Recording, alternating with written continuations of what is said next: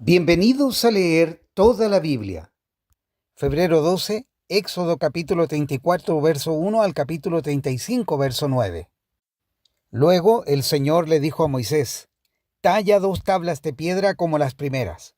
Escribiré en ellas las mismas palabras que estaban en las que hiciste pedazos. Prepárate para subir al monte Sinaí mañana temprano y presentarte delante de mí en la cima del monte. Nadie puede acompañarte. De hecho, no debe haber nadie en la montaña. Tampoco permitas que los rebaños ni las manadas pasten cerca del monte». Entonces Moisés talló 2 tablas de piedra como las primeras. Temprano en la mañana subió al monte Sinaí tal como el Señor le había ordenado, con las 2 tablas de piedra en las manos. Después el Señor descendió en una nube y se quedó allí con Moisés, y proclamó su propio nombre, Yahvé. El Señor pasó por delante de Moisés proclamando: «Yahvé, el Señor, el Dios de compasión y misericordia. Soy lento para enojarme y estoy lleno de amor inagotable y fidelidad. Yo derramo amor inagotable a 1000 generaciones y perdono la iniquidad, la rebelión y el pecado. Pero no absuelvo al culpable, sino que extiendo los pecados de los padres sobre sus hijos y sus nietos. Toda la familia se ve afectada hasta los hijos de la 3ª y la 4ª generación». Al instante Moisés se postró hasta el suelo y adoró. Entonces dijo: «Oh Señor, si de verdad cuento con tu favor, te ruego que nos acompañes en el viaje.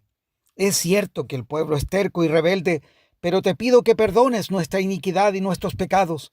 Tómanos como tu posesión más preciada». El Señor respondió: «Escucha, yo hago un pacto contigo en presencia de todo tu pueblo.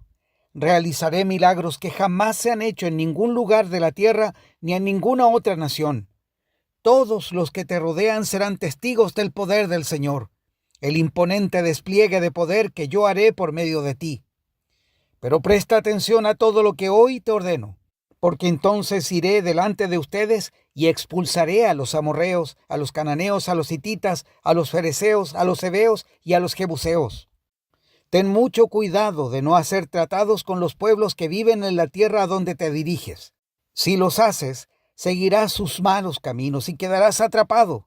En cambio, deberás destruir sus altares paganos, destrozar sus columnas sagradas y derribar los postes dedicados a la diosa Cera. No adores a ningún otro dios, porque el Señor, cuyo nombre es celoso, es Dios celoso de su relación contigo. No hagas ningún tipo de tratado con los pueblos que viven en la tierra, porque ellos se entregan a pasiones sexuales en pos de sus dioses y les ofrecen sacrificios. Te invitarán a participar con ellos en comer lo que ofrecen en sacrificio, y tú irás con ellos. Acto seguido aceptarás a sus hijas, quienes hacen sacrificios a otros dioses, como esposas para tus hijos, y ellas seducirán a tus hijos para que cometan adulterio contra mí al rendir culto a otros dioses. No te hagas dioses de metal fundido. Deberás celebrar el festival de los panes sin levadura. Durante 7 días prepararás sin levadura el pan que comas, tal como yo te ordené. Celebra este festival cada año, en el tiempo señalado, a comienzos de la primavera, en el mes de Aviv, porque en esa fecha se cumple el aniversario de tu salida de Egipto.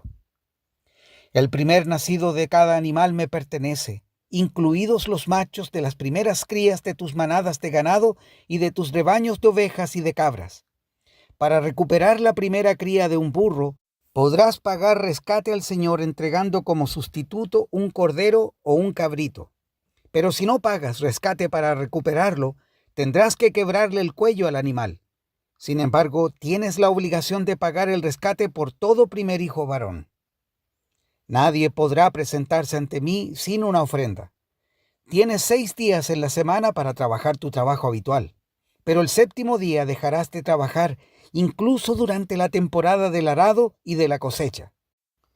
Deberás celebrar el festival de la cosecha con los primeros frutos de la cosecha del trigo y celebrar también el festival de la cosecha final cuando termine la temporada de la cosecha. 3 veces al año, todo hombre de Israel deberá presentarse delante del soberano, el Señor, Dios de Israel. Yo expulsaré a las naciones en tu paso y expandiré tu territorio para que nadie codicie ni conquiste tu tierra mientras te presentas ante el Señor tu Dios esas 3 veces al año. No ofrezcas la sangre de mis sacrificios con ningún tipo de pan que contenga levadura. Tampoco guardes nada de la carne del sacrificio de la Pascua hasta la mañana siguiente. Cuando recojas tus cosechas, lleva a la casa del Señor tu Dios lo mejor de la primera cosecha. No cocines a un cabrito en la leche de su madre. Después el Señor le dijo a Moisés: escribe todas estas instrucciones porque ellas indican las condiciones del pacto que hago contigo y con Israel. Moisés se quedó en el monte con el Señor durante 40 días y 40 noches. En todo ese tiempo no comió pan ni bebió agua. Y el Señor escribió en las tablas de piedra las condiciones del pacto, los 10 mandamientos. Cuando Moisés descendió del monte Sinaí con las 2 tablas de piedra grabadas con las condiciones del pacto, no se daba cuenta de que su rostro resplandecía porque había hablado con el Señor. Así que cuando Aarón y el pueblo de Israel vieron el resplandor del rostro de Moisés, tuvieron miedo de acercarse a él. Sin embargo, Moisés llamó a Aarón y a los jefes de la comunidad, les pidió que se acercaran y habló con ellos. Luego, todo el pueblo de Israel se acercó y Moisés les transmitió todas las instrucciones que el Señor le había dado en el monte Sinaí. Cuando Moisés terminó de hablar con ellos, se cubrió el rostro con un velo. Pero cada vez que entraba en la carpa de reunión para hablar con el Señor, se quitaba el velo hasta que salía de ella.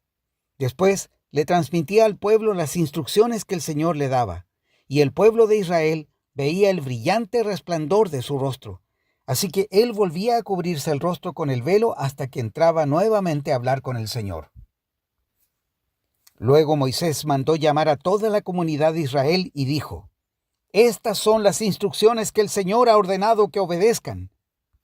Tienen 6 días en la semana para hacer su trabajo habitual, pero el 7º será un día de descanso absoluto, un día santo dedicado al Señor. Cualquiera que trabaje ese día será ejecutado. Ni siquiera encenderán fuego en sus casas en el día de descanso. Luego Moisés le dijo a toda la comunidad de Israel: esto es lo que el Señor ha ordenado. Junten una ofrenda sagrada para el Señor. Que todas las personas de corazón generoso presenten al Señor las siguientes ofrendas: oro, plata y bronce, hilo azul, púrpura y escarlata, lino fino y pelo de cabra para tela, pieles de carnero curtidas y cuero de cabra de la mejor calidad, madera de acacia, aceite de oliva para las lámparas, especias para el aceite de la unción y para el incienso aromático, piedras de ónice y otras piedras preciosas para incrustar en el efod y en el pectoral del sacerdote. Mateo 27, versos 15 al 31. Ahora bien, era costumbre del gobernador cada año, durante la celebración de la Pascua, poner en libertad a un preso, el que la gente quisiera, y entregarlo a la multitud. Ese año había un hombre preso de mala fama, un hombre llamado Barrabás. Al reunirse la multitud frente a la casa de Pilato aquella mañana, él les preguntó: ¿a quién quieren que ponga en libertad? ¿A Barrabás o a Jesús, llamado el Mesías? Él sabía muy bien que los líderes religiosos judíos habían arrestado a Jesús por envidia. Justo en ese momento, cuando Pilato estaba sentado en el tribunal, su esposa le envió el siguiente mensaje: deja en paz a ese hombre inocente. Anoche sufrí una pesadilla terrible con respecto a él.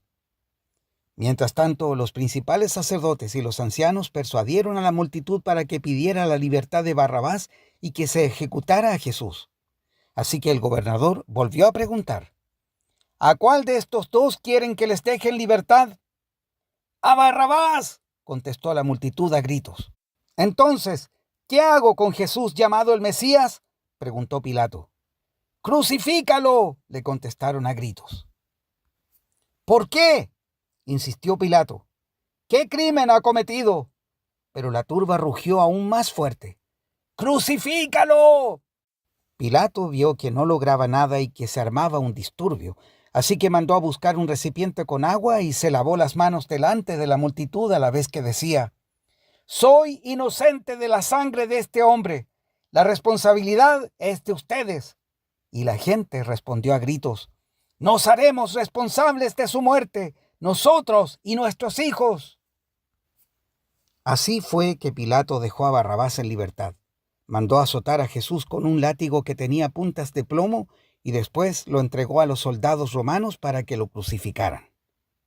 Algunos de los soldados del gobernador llevaron a Jesús al cuartel y llamaron a todo el regimiento. Le quitaron la ropa y le pusieron un manto escarlata.